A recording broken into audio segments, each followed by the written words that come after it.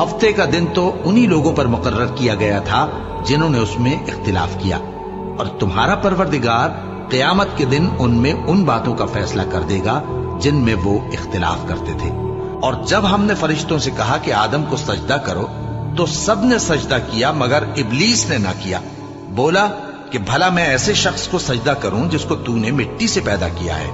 اور ازراہ طنز کہنے لگا کہ دیکھ تو یہی وہ ہے جسے تو نے مجھ پر فضیلت دی ہے، اگر تو مجھ کو قیامت کے دن تک کی مہلت دے